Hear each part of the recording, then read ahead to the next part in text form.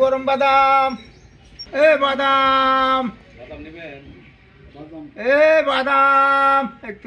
আমার সাথে যে ৭৫ বছর বয়সী কাদের প্রামাণিককে দেখতে পাচ্ছেন, তিনি পেশায় একজন বাদাম বিক্রেতা। তার জীবনের ৪০টি বছর ধরে তিনি এই বাদাম বিক্রি করছেন।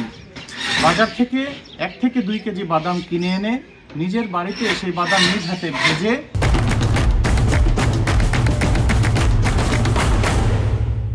গ্রামে গঞ্জে হাটে মাঠে তিনি এই বাদামগুলো বিক্রি করে থাকেন।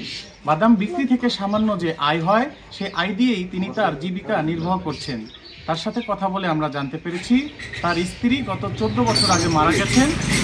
২টি সন্তান আছেন, তারা তাদের কর্মে ব্যস্ত। অসহায় এই মানুষটির গল্প আজ আপনাদেরকে জানাবো, কিভাবে চলছে কাদের প্রামাণিকের জীবন। আমার বাড়ি ছিল শ্যামপুর থেকে আমি চলে আসি এই দেশে। আসে হালিবে ৩ বছর পরে গোলাগুলি, ২ বছর পরে হলে গোলাগুলি। তখন আইসি সালাম হলে ফরিস্তাদের বাড়ি, এখান থেকে এখানে আসিয়া আরেকজনের বাড়ি, তার মেয়া বিয়ে করে ছেলে কাটাইছি।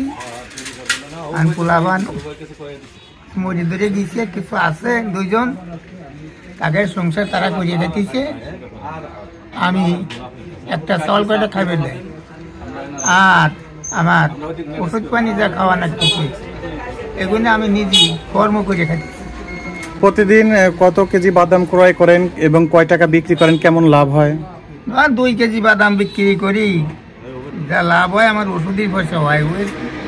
সেখানে করি কোয়ার কায়দা নাই, আমার ওষুধের পয়সা হয়, টান খাওয়া যায়। তারপরে ওষুধ খাই, যেই দেখি যে আমার চলতেছে, তখন আর কেউর কাছে আমি হাত পাতি দিই।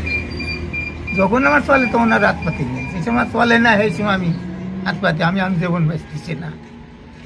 নবীজির শিক্ষা করোনা ভিক্ষা মেহনত করিয়া খাও, এই যে কথার যে মর্ম, এই মর্মটাকেই ধারণ করে সমাজে এখনো অনেক মানুষ রয়েছেন অসহায়ের মধ্যে, দারিদ্রতার মধ্যে নিজের জীবিকা হিসাবে তারা কর্মকেই বেছে নিয়েছেন।